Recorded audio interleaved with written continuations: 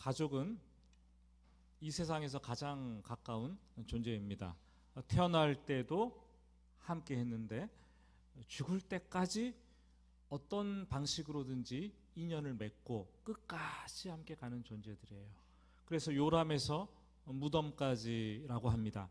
하지만 우리 모두는 이 가족이라는 그 병을 앓고 있어요. 그것도 가족이라는 중병을 앓고 있습니다. 가족은 가장 가깝지만 가족은 가장 이해하기 힘들어요. 가족은 가장 행복해야 하지만 가족은 큰 상처를 주고받습니다. 우리가 이렇게 가정이 기능을 잘 하지 못해서 정상적으로 가정이 되지 못하는 그런 가정을 우리는 dysfunctional family, 역기능적 가정이라고 부릅니다. 역기능적 가정은 이 자기에게 부여된 역할, 아버지로서의 역할이 있죠. 어머니로서의 역할, 또 부부로서의 역할, 자식으로서의 역할, 형제 남매로서의 역할, 가정에는 많은 역할이 있는데 그 역할을 잘 수행하지 못해요.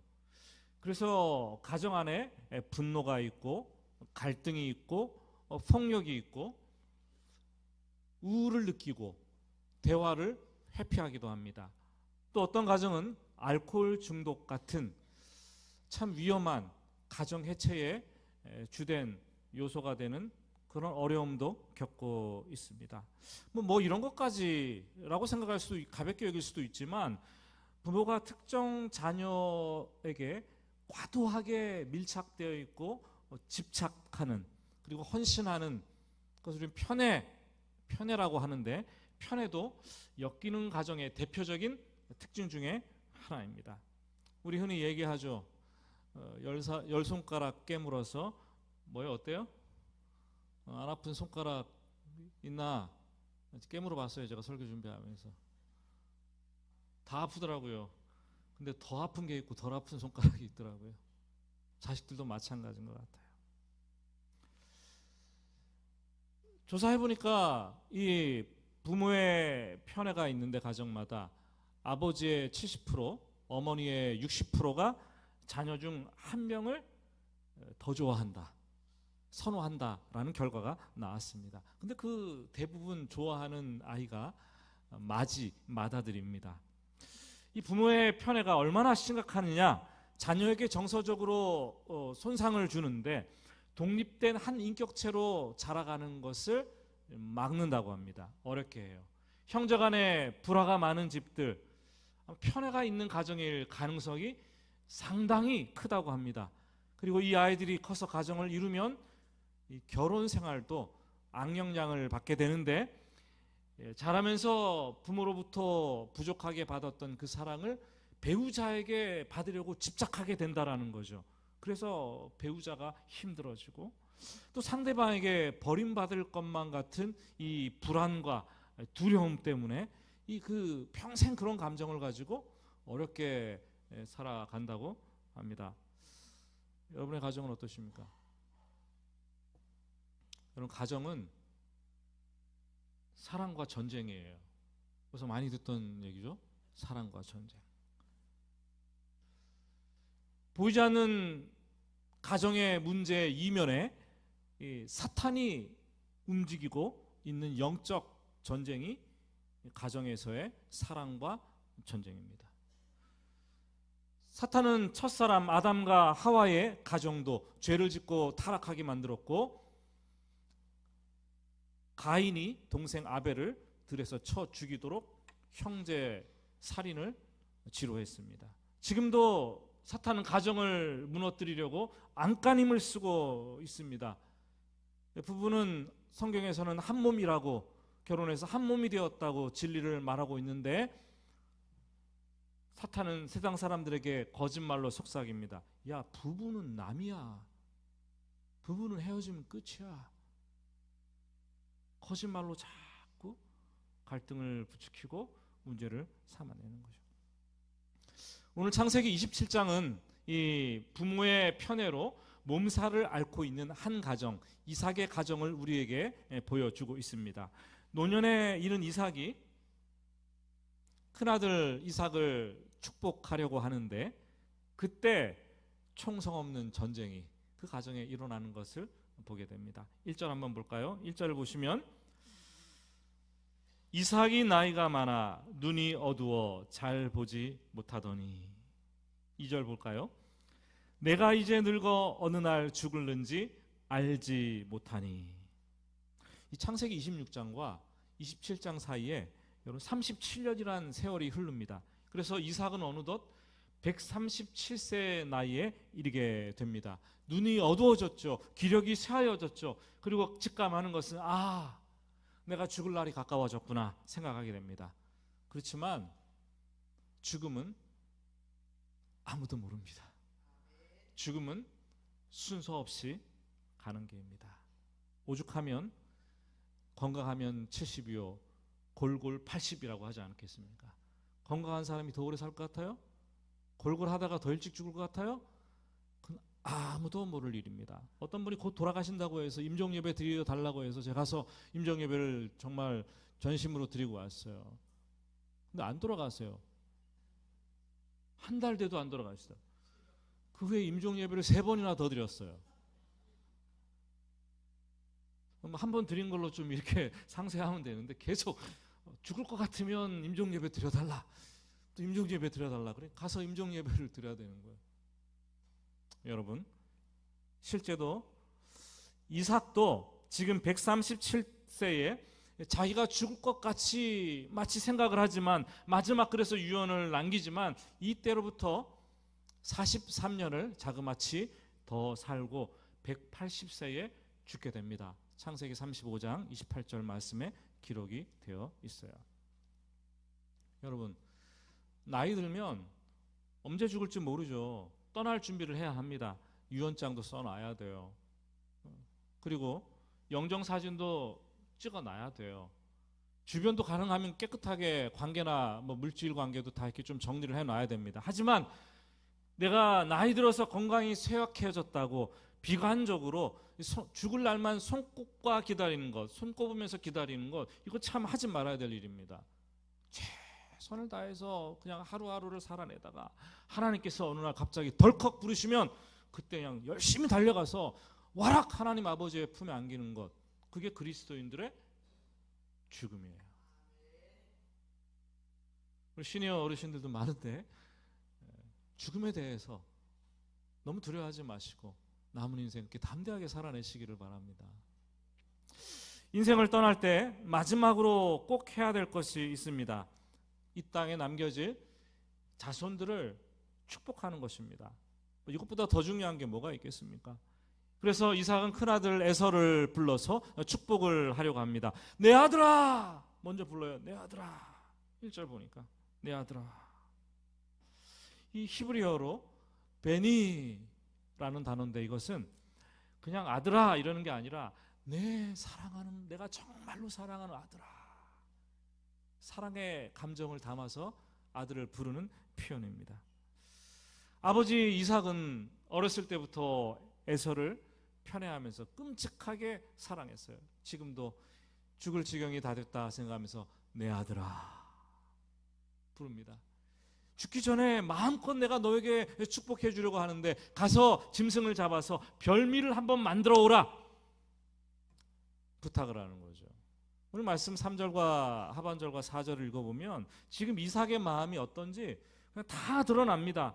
제가 요약해서 읽어보면 나를 위하여 사냥하여 내가 즐기는 별미를 만들어 내게로 가져와서 먹게 하여 내가 죽기 전에 내 마음껏 너에게 축복하게 하라. 여러분 이 짧은 구절 속에 내가라는 단어가 5번 들어있어요. 무려 5번.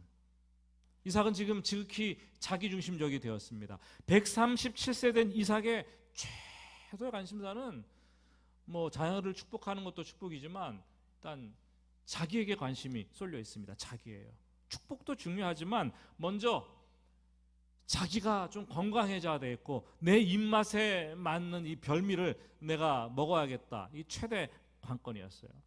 제가 27장을 이렇게 다 읽어보면서 이렇게 성경에 자주 많이 나오는 단어가 있으면 그게 핵심이잖아요. 그런데 별미라는 단어가 그렇게 많이 나오더라고요. 별미라는 단어가 6번이나 나오는데, 별미를 만들어 내게 가져와서 별미를 만들어 내가 먹고 별미를 만들리니 별미를 만들었더라. 별미 얘기를 하는 거예요. 나이가 들면 입맛이 없다고 호소하시는 분들이 참 많은데 왜 그럴까요? 입맛이 떨어지면 건강도 약해지기 때문이에요. 입맛이 좋아야 됩니다. 별미가 중요해요.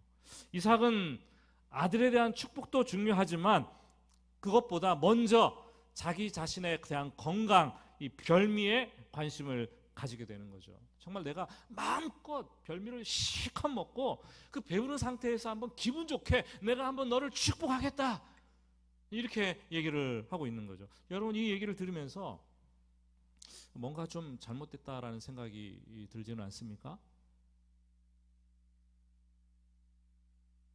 죽기 전에 자식을 축복하는 것 굉장히 중요한 영적인 사건입니다. 하나님 앞에서 긴장해야 되고 엄숙해야 되고 진지해야 되고 결단해야 되는 그 중요한 순간입니다. 모세가 여호수아에게, 엘리야가 엘리사에게, 예수님이 제자들에게 마지막 축복을 하면서 맛있게 음식을 배불리 별미를 먹고 기분 좋아서 축복을 했습니까? 성경에 그런 기록은 전혀 있지 않습니다.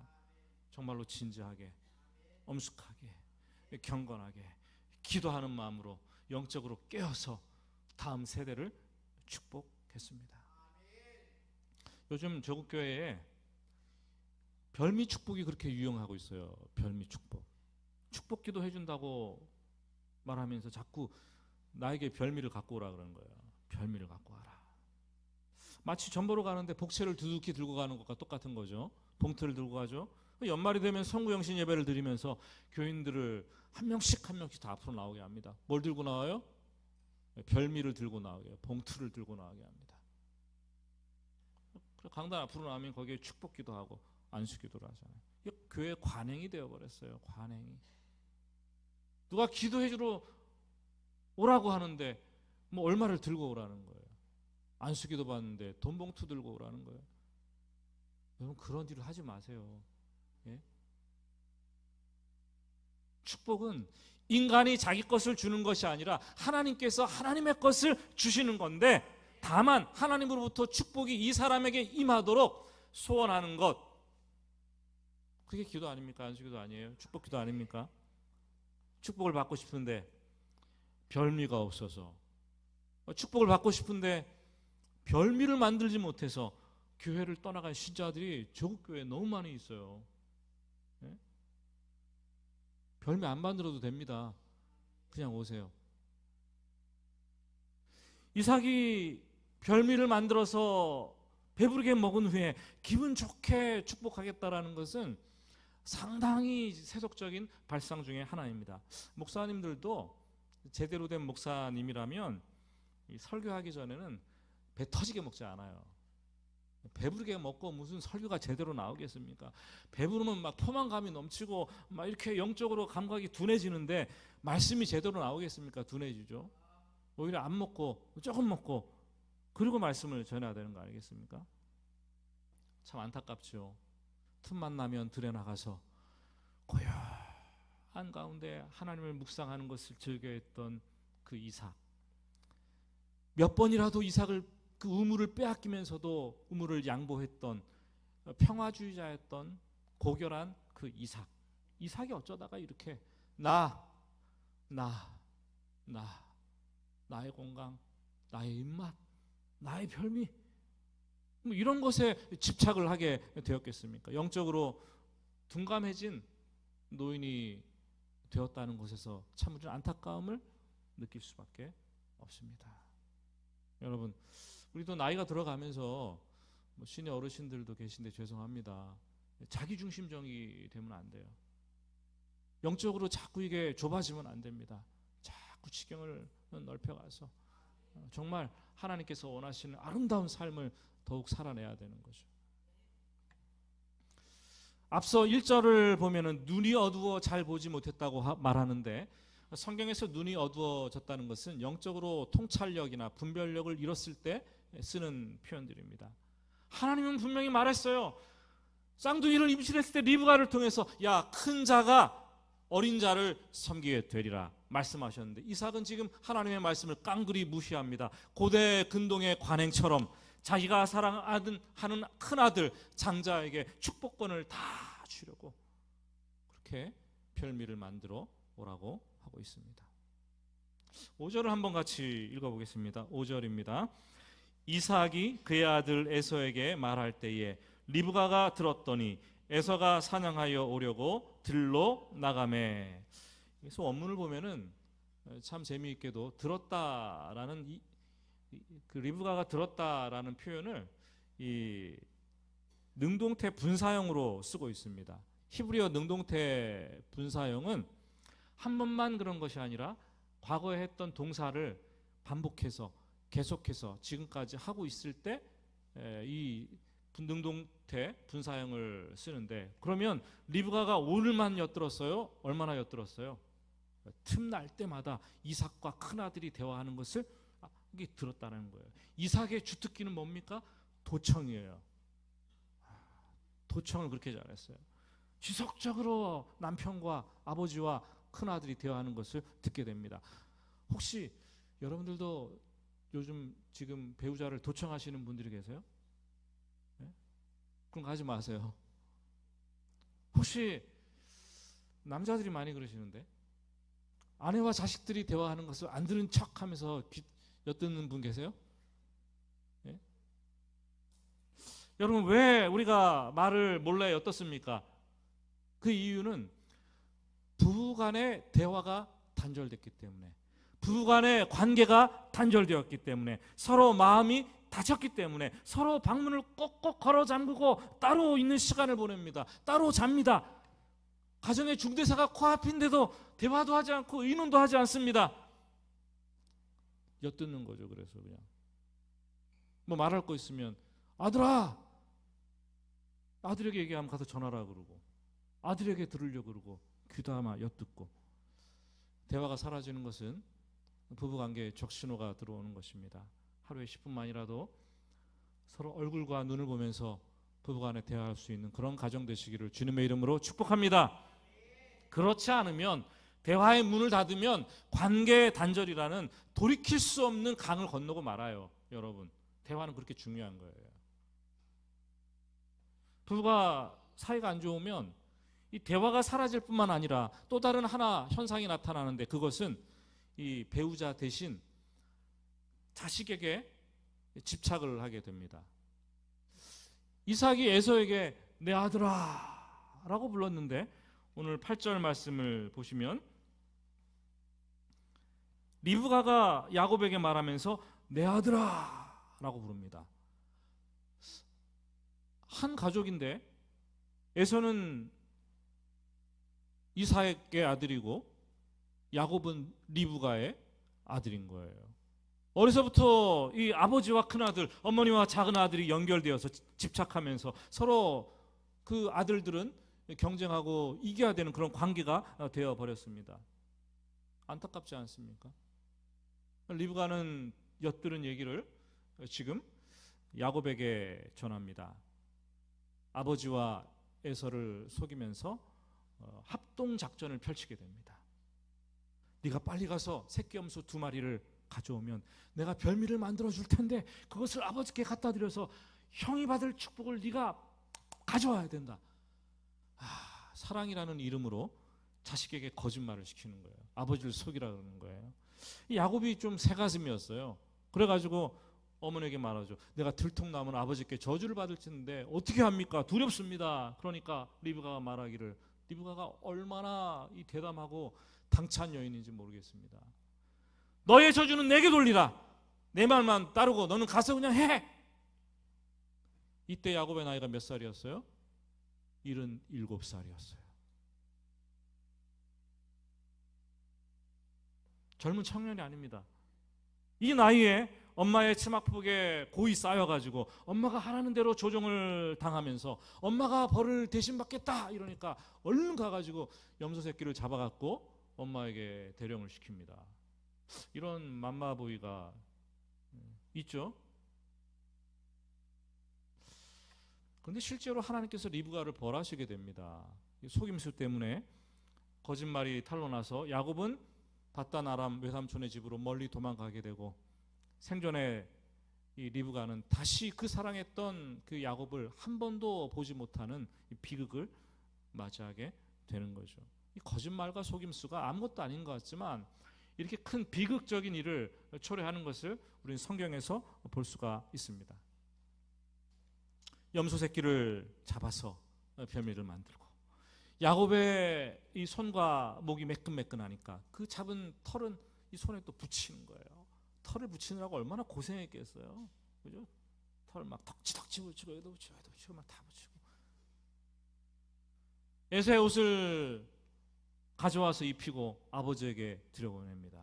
이 나름 눈이 어두워진 이삭도 축복하기 전에 확인 작업을 해 들어가는데 18절 보니까 별미를 갖고 들어오는 아들에게 묻습니다. 내 아들아, 너는 누구냐? 직접 물어요. 양심에 호소하는 거죠. 네가 진짜 에서냐? 그리고 그 목소리를 듣고 청각으로 분별하라는 거예요. 20절, 어떻게 이렇게 빨리 잡아왔느냐? 시간 계산을 하고 있는 거예요. 체크하고 있어요. 21절, 내가 너를 만져보려 하노라. 촉각으로 지금 검사하려고 하는 거예요. 옷에서 나는 향취, 에서로구나. 후각으로 검증하는 거예요. 온몸을 다해서 자기가 사랑하는 아들을 축복하려고 검증하고 또 검증하고 검증하는 이 이삭의 모습을 우리는 보게 됩니다. 저는 오늘 말씀 준비하면서 참 어렵더라고요. 본문도 길고 이걸 어떻게 설교하냐. 저 머리를 싸맸는데 그러고 있다가 하나 생각이 들었어요. 이 리브가가 그리고 야곱이 아버지의 축복을 하나 받아내겠다고 이렇게까지 해야 되나? 철저한 사기극 아닙니까? 연기를 한 거 아닙니까? 리브가 연출, 야곱 연기, 이 아주 놀라운 사기극을 하나 꾸며낸 거예요. 이 어머니 리브가를 생각하면 태중에 쌍둥이 아들을 가졌을 때 하나님으로부터 야, 큰 자가 작은 자를 섬기게 될 거야, 그 말씀을 받으니까 이미 작은 자에게 마음이 기우는 거예요. 야곱에게. 아버지 이삭은 고대 근동의 이 관행처럼 장자에게 이 마음이 가는 거죠. 장자를 축복하려고 합니다. 리브가는 평생 하나님 말씀을 마음에 두었는데 아들이 축복을, 작은 아들이 받아야 되는데 이 사기극을 연출을 하고 연기를 펼치게 했다라는 거죠. 이전에도 야곱은 어머니의 지로라고 생각하는데 팥죽 한 그릇에서부터 장자의 이 명분을 샀죠. 근데 이제는 장자의 축복까지도 가로채려고 하는 야곱의 모습을 보게 됩니다. 깨달았어요. 하나님의 뜻은 분명한데 작은 자를 언약 백성 삼고 축복하는 것인데 하나님의 뜻을 이루려고 하는 인간이 문제이구나. 인간의 방법과 그 수단이 문제이구나. 우리 여기서 실수하는 거예요. 하나님의 뜻이 옳기 때문에 무슨 방법을 내가 써서 한다 하더라도 합리화될 줄 아는 것이 바로 우리라는 거죠. 그렇지 않습니다, 여러분. 과거에 젊은 제자반을 했는데 어떤 젊은 그 집사님 중에 한 분이 그런 얘기를 했어요. 목사님, 제가 술 친구를 전도하려고 하는데 예수님이 그 하나님의 이 몸을, 그 영광을 버리고 이 땅에 인간의 몸을 입고 성육신하여 낮아져 오시면서 죄인들과 같이 이렇게 머무르지 않았습니까? 그렇게 얘기하면서 목사님, 저도 친구와 함께 술자리에 가서 술을 같이 마시면서 그래야 얘기가 되니까 낮아져서 그 술 친구를 전도하려고 하는데 이거 괜찮겠습니까? 묻는 거예요. 어떻게 얘기할까요, 여러분? 뜻은 좋지만 지극히 인간적인 방법이에요. 근데 그런 분들이 의외로 많아요. 몇 분이 저한테 그런 질문을 던지더라고요. 여러분, 술 먹으면서 전도하려다가 신앙 잃고 술 친구 되는 거예요. 그냥 그 친구에. 예. 큰일 납니다. 하나님께서 뜻하신 바라면 인간이 이 편법을 동원하지 않아도, 꾀를 부리지 않아도, 인간적인 방법을 사용하지 않아도 하나님은 인도하실 것입니다. 하나님은 큰 자가 작은 자를 섬길 것이라고 말하면서 형과 동생을 내가 신분을 바꿔놓을 것이다, 내가 서열을 바꿔놓을 것이다, 이렇게 말씀하지 않았어요. 야, 신분과 서열은 그대로지만 작은 자가, 큰 자가 작은 자를 섬기게 될 거야 말씀하셨어요. 아론은 형인데 하나님께서 모세를 동생을 부르셨습니다. 말을 못하니까 형을 붙여주는 거예요. 장자의 서열이 바뀌었습니까? 신분이 바뀌었습니까? 그대로입니다. 요셉은 야곱의 11번째 아들입니다. 그 위로 10명이나 되는 형들이 있었습니다. 그런데 형들이 총리가 된, 애굽의 총리가 된 요셉을 섬겼습니다. 서열이 바뀌었나요? 그렇지 않아요. 르우벤이 항상 장남이었어요. 아버지의 침상에 올라서 침상을 더럽혔지만 변함없이 르우벤이 장남 1순위였습니다.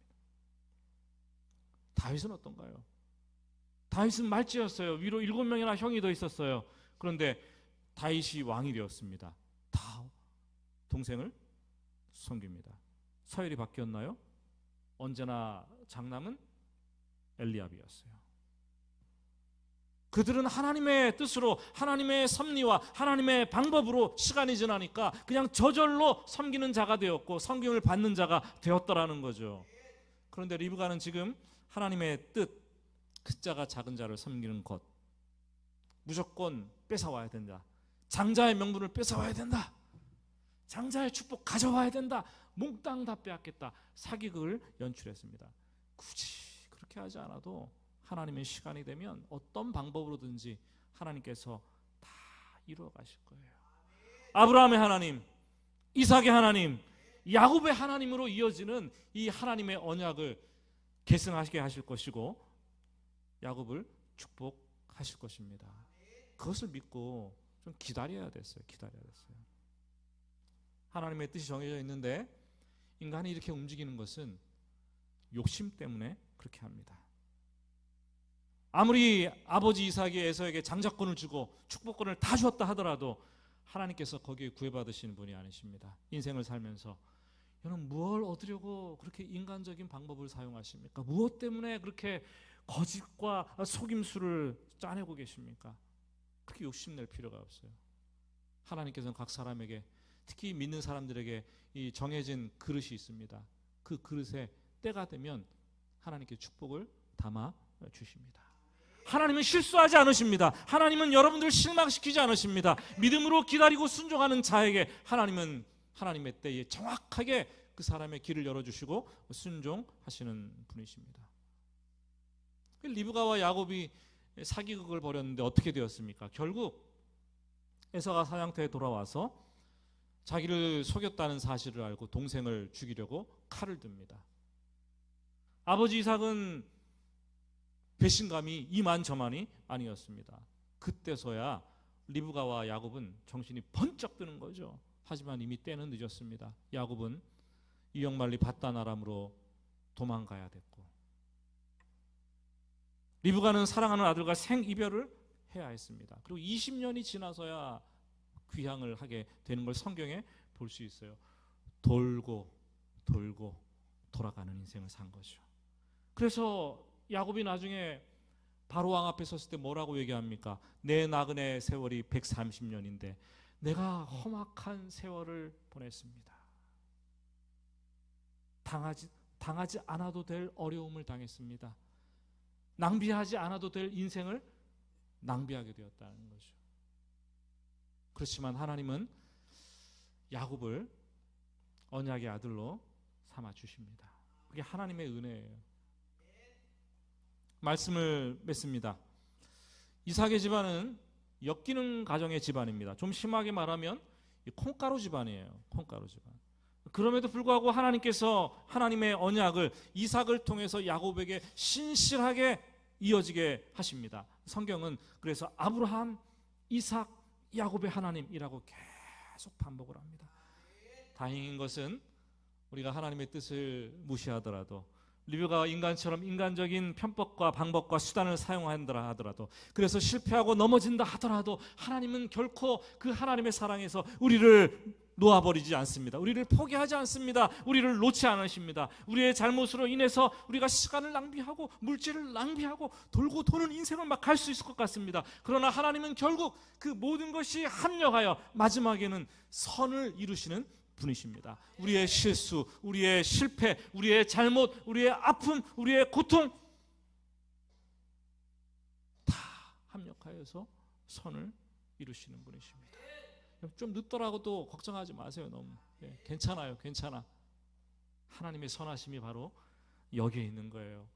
하나님께서 일하기 시작하면 내가 이제까지는 내 욕심 때문에 반대 방향으로 내달렸는데, 부정적인 방향으로 막 내달렸는데, 그렇게 진행되던 것들이 어느 순간 하나님이 개입하시니까 정방향으로 서로 이게 다 맞물려 가지고 부정적인 이 나쁜 실패했던 것들이 이 도움을 주는 상태로 바뀌면서 큰 실수와 인생에 지을 수 없었던 요점으로 남을 것 같은 실패의 경험들이 하나님께서 만져주심으로 서로 막 작용해가지고 정방향으로 가게 하는 거예요. 시너지 효과를 내는 거죠. 그게 협력하여 선을 이루는 것입니다. 그런데 여러분, 할 수만 있다면 돌고 도는 인생 사지 마세요. 네? 야곱이 험악한 인생, 나그네 인생이라 그랬어요. 그냥 낭비 없이 직진하는 인생 되면 얼마나 좋겠습니까?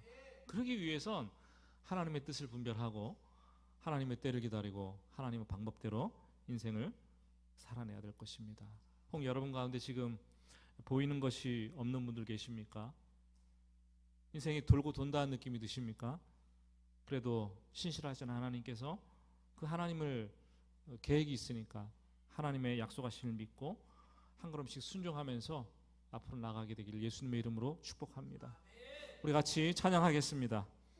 오늘 찬양 가사가 우리에게 얼마나 힘을 주는지 모릅니다. 하나님 한 번도 나를 실망시킨 적 없으시고, 하나님 나를 버리신 적 없으시고, 떠나지도 않으시고, 내가 실패하고 넘어져도 내 생각대로 편법과 방법을 동원해서 살았지만 하나님은 분명히 인도하시는 거예요. 그 하나님을 한번 전심으로 찬양합시다.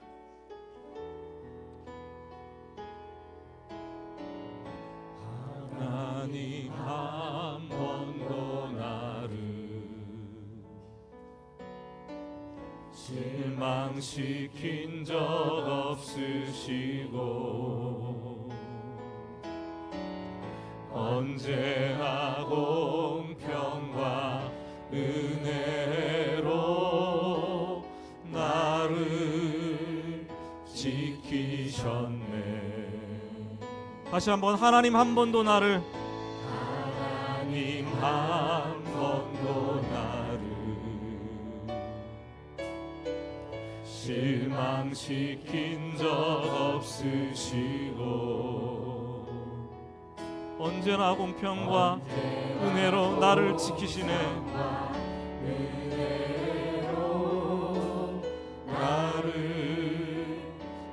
오 신실하신 주 고백합니다.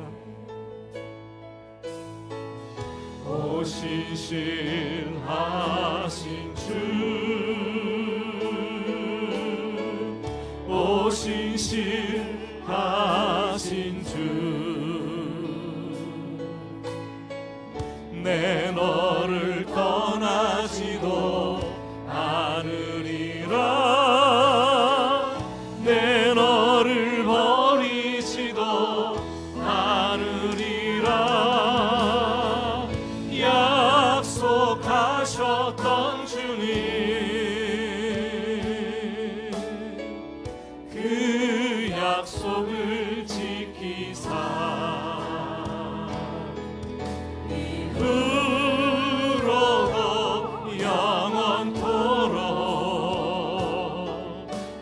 지키시리라 확신하네. 지나온 모든 세월들 돌아보니, 지나온 모든 세월들 돌아보아도 그 어느 것 하나 주의 손길 안 미친 것 하나 없네. 주의 손길 안 미친 것. 자, 오 신실하신 주, 우리 손을 들고 찬양할까요? 오 신실하신 주, 오 신실하신 주, 오 신실하신 주, 내 너를 떠나지도 않으리라, 내 너를 버리지도 않으리라, 약속하셨던 주님, 그 약속을 지키사 이후로도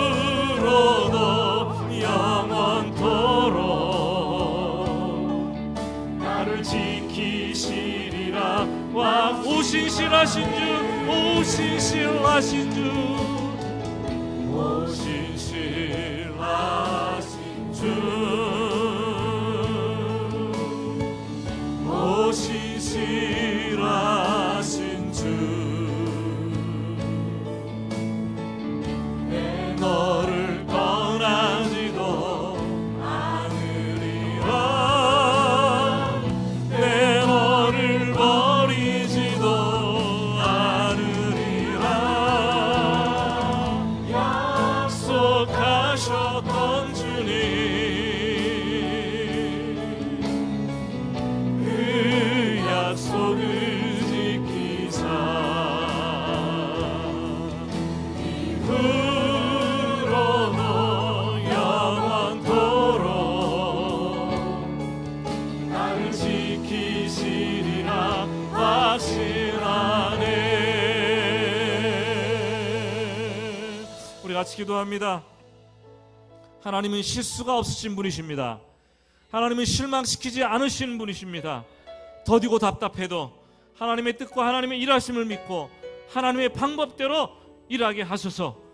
인간적인 방법과 수단으로 살다가 얼마나 돌고 돌아가는 인생, 낭비하는 인생, 더딘 인생을 살았습니까? 주님 약속의 말씀 붙잡고 하루하루 신실하게 살아내게 하여 주시옵소서. 내 인생을 돌아보니 너무 멀리 왔다면 괜찮아요. 하나님의 약속의 말씀 우리가 붙잡고 있으면 하나님께서 합력하여 모든 것이 선을 이루게 하시는 그때가 있다는 거죠. 믿음으로 기다립시다.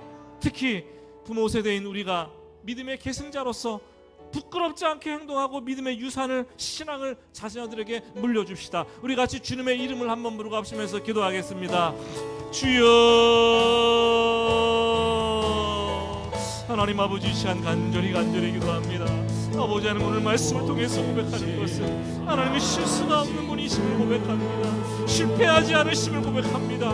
우리를 실망시키지 않으시는 분이심을 고백합니다. 하나님, 우리가 하나님의 뜻을 알고 아버지 하나님 인생의 수단과 방법을 인간적으로 해서 아버지 하나님이여 돌고 도는 인생을 살았습니다. 상처와 고통으로 너무 힘들어했고 아프고 더딘 인생을 살았습니다.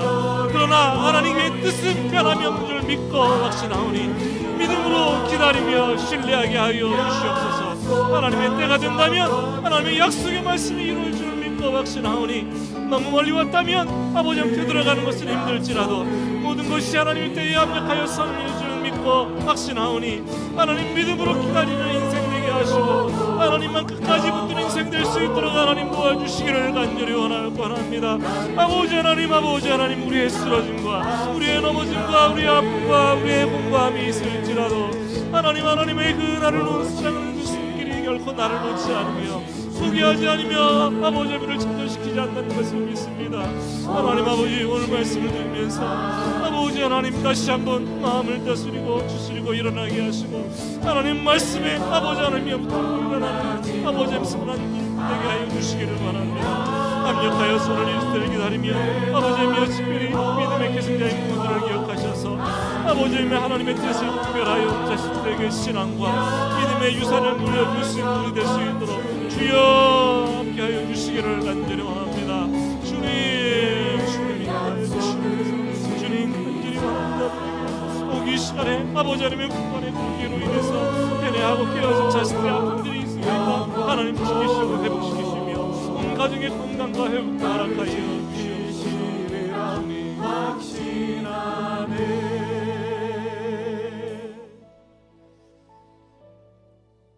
대화가 사라져 관계가 단절되어가는 가정이 있습니까? 주님 불쌍히 여겨 주시옵소서.